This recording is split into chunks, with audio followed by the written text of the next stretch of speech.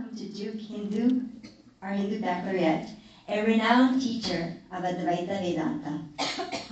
After earning degrees in engineering from University of Mysore and Indian Institute of Technology, Madras, our honored guru left a successful career in technology and academics to dedicate his life fully to Vedanta and spiritual teaching. I've had the honor of knowing Swami Chidananda ji for the past 30 years.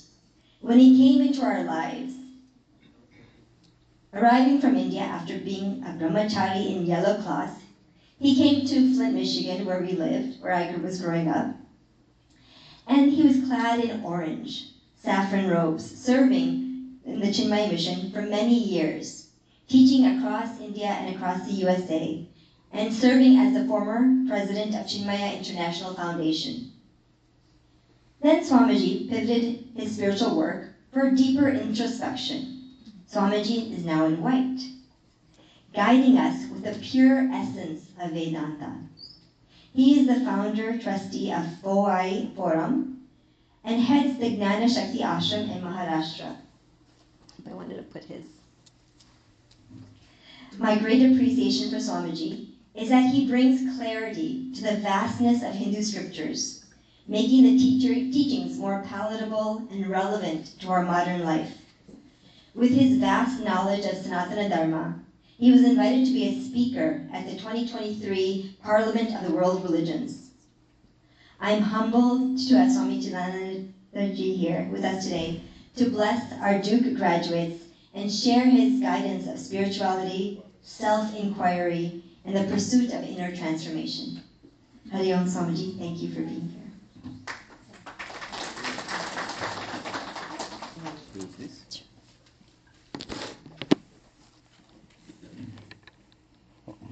Is it better? It's better. Okay. Namaste, everyone. I am so delighted to be here on this occasion. We just now recited the portion from Taittiriya Upanishad in Yajurveda, where the teachers of those Gurukulas in those ancient times, on one hand, expressed their own aspirations, and on the other, blessed all the students passing from the Gurukula with their heart and giving them some tips, some loving advice, how to go further in their life. I'll say a couple of words about that Vedic portion first, and then I will have something that I would like to share with all of you. Veda Manochya Acharyaha Ante Vasinam Anushasti. That's how it begins. After teaching the Vedas, as most of you surely know, Veda is not limited to a particular book or particular set of books. Veda means all knowledge. Vedaha Anantaha, there is a saying too in our scriptures. Infinite are the Vedas. So having taught all those subjects, all those sciences, and having taught so much that is needed to live a very meaningful, very satisfying life, not to get stuck in any particular rigid norms, but to explore with an honest intention, explore and find out for oneself what life is. The teachers lead the students over there in this portion. The most well-known statements in this portion are Satyam Vada Dharman Chara. Speak the truth and live righteously. Equally well known are those four statements: Matra Devo Bhava, Pitra Devo Bhava, Acharya Devo Bhava, Atiti Devo Bhava. Which means, may your mother be like God to you. May your father be like God to you. May your teachers be like God to you, and may guests who come to you be like God to you. Meaning, respect them, be good to them, be kind to them, don't hurt them. And after that, the teachers say wonderful things. You are leaving this Gurukula now. Now when you go and live your life, Many times challenging situations arise. Dear girls and boys, remember the good things in us which you might have noticed and do them, emulate them. You may sometimes remember certain lapses on our part, how humble the teachers were. Whatever were not so right about us, don't do them. Do what was right in us that you observed. And sometimes you have to handle people in fields where you work, where you need to deal with something wrong done by maybe people under you. Now, follow principles of dharma. Be kind to them. Do not overly punish them, nor shut your eyes to injustice. All these implications come in that portion. And suppose you are not able to decide on your own what is the right way to deal with this offender, with this person who did something wrong, then look around. Whoever noble people around you are available, take their examples and be kind. Never punish anybody beyond measure or beyond proportion. Let it be in proportion to. So a lot of such practical advice.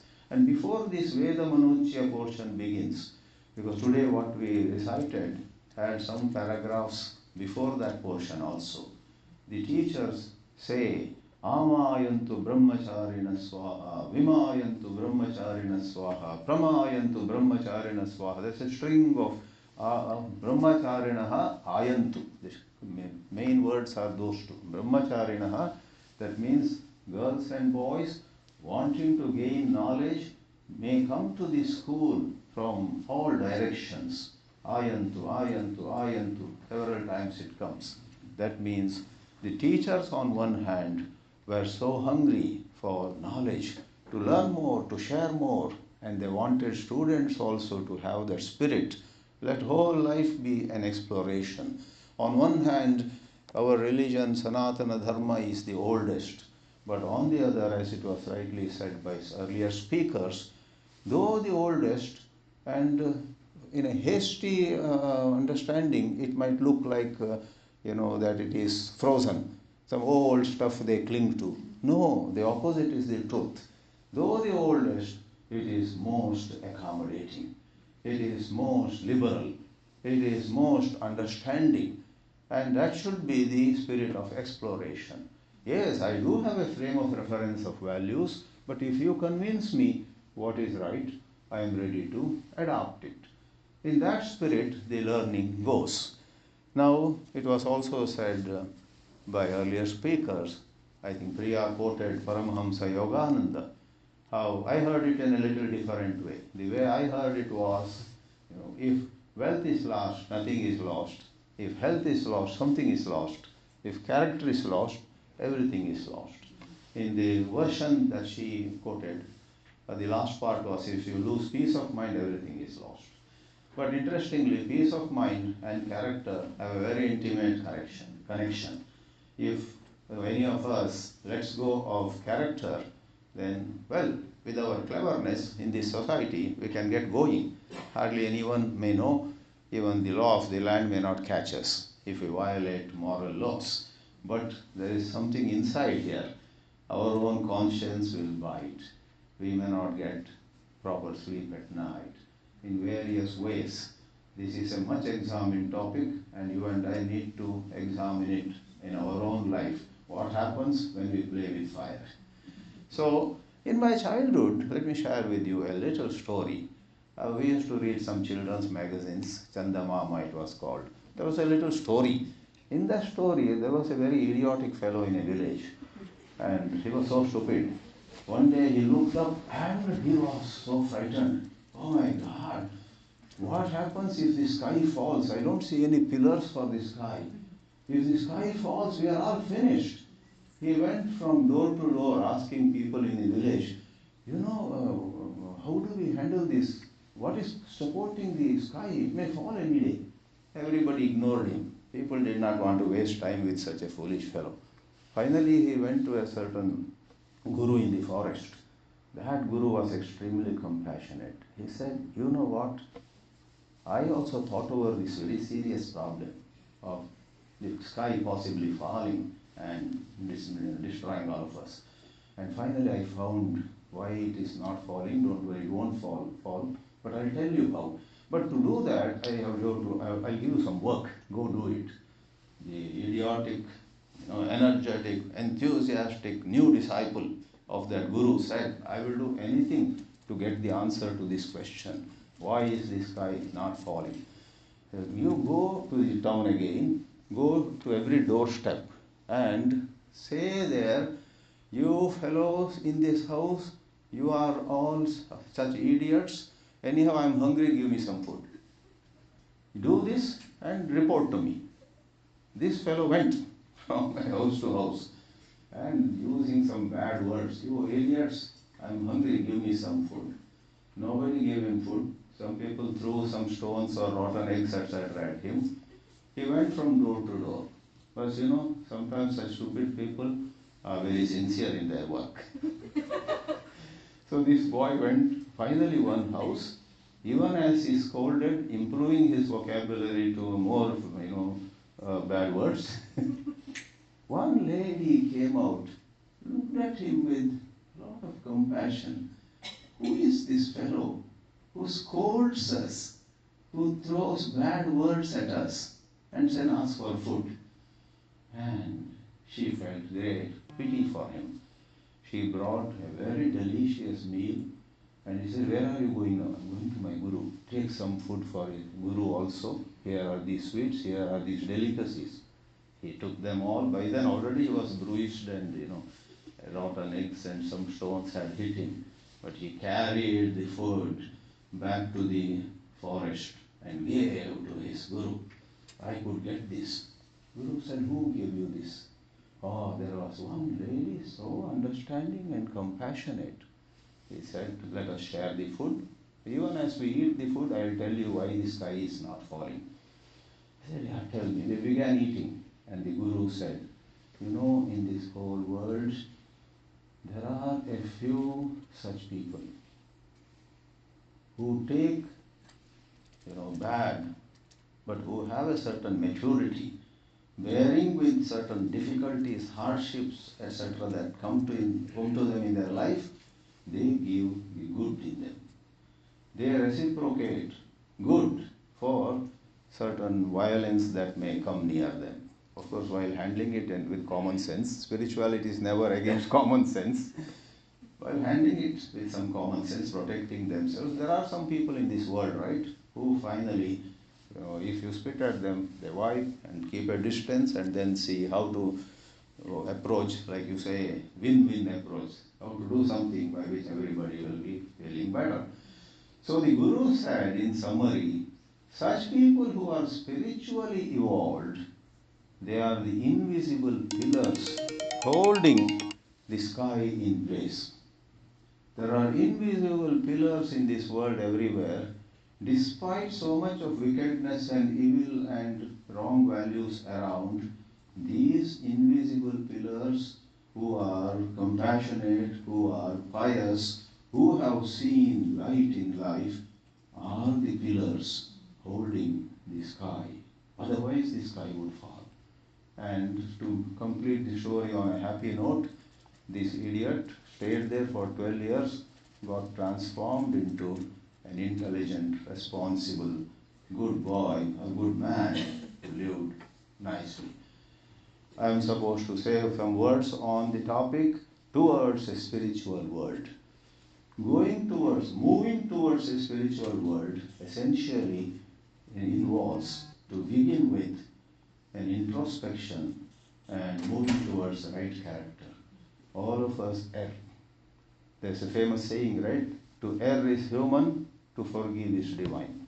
Though one of my friends used to say to err is human and to err again is more human. Don't take it as the message of the evening. To err is human, to forgive is divine, goes the old saying. To err is human, but to understand the cost that our errors, cost of those errors, and to correct ourselves is intelligently human. So we want to move towards a life of integrity. All spirituality stands on the foundation of integrity. And integrity doesn't come just like that. Not by to what parents we are born, to in which college we studied, and all qualifications. Despite the best qualifications, despite being children of very noble parents, despite 100 other things, our character could have cracks in them or in it. So we got to be aware of them and straighten ourselves using broad first principles. Don't imitate anybody, but learn from everyone. Learn from everywhere, but straighten yourselves up as per your own vision. Lastly, after rising to an extent in terms of good character, what next? Next is mind blowing. That's where spirituality shakes hands with the latest physics and so on.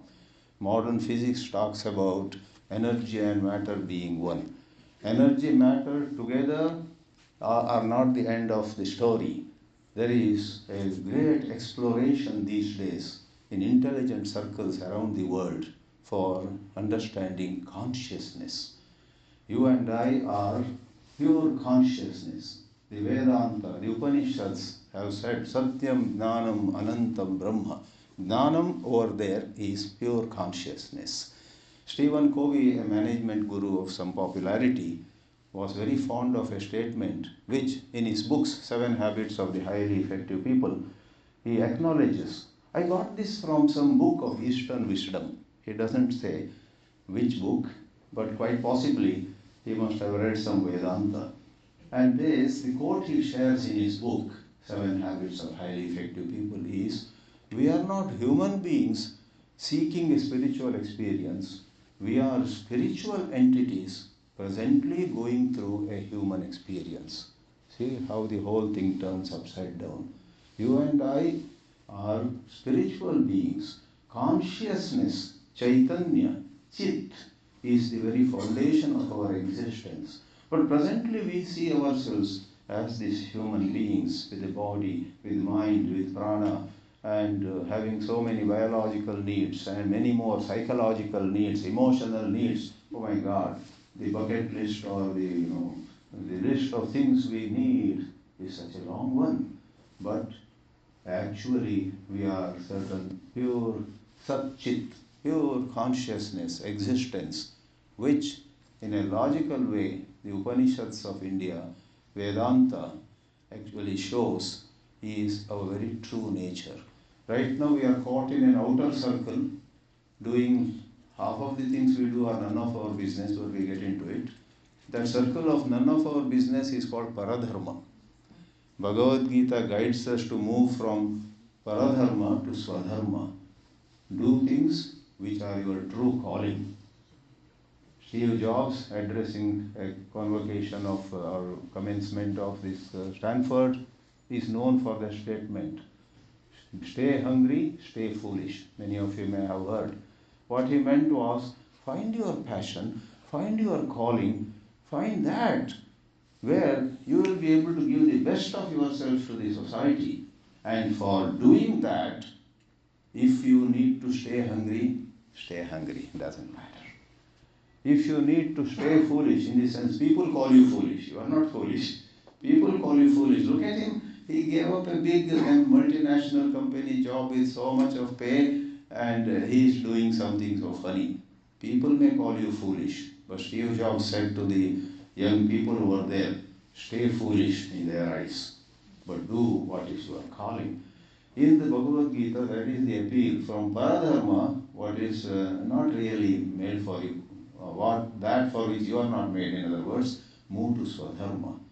And then Vedanta comes in. Having established yourself in Swadharma, don't stop there. Know your Swarupa Dharma. Swarupa Dharma is to know yourself as the Atman. That's of course higher philosophy. So Paradharma, outer circle, Swadharma, a little inner circle, and the inmost circle is Swarupa Dharma, that is Atma Gyan, they call it. So it's a wonderful, vast literature of immense benefit to all of us, which is called spirituality.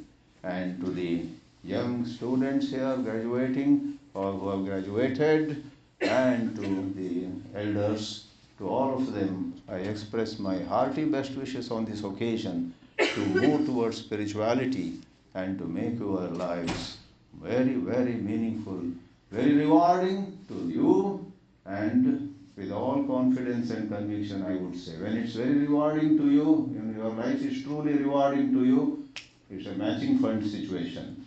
All others also will be highly rewarded. Thank you all, and thank you, Priya. And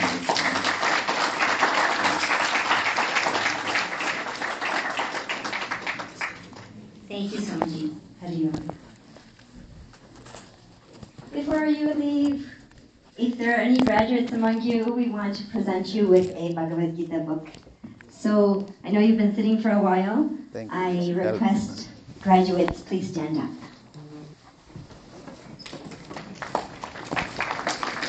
Thank you. I return this topic now. I did not touch this one.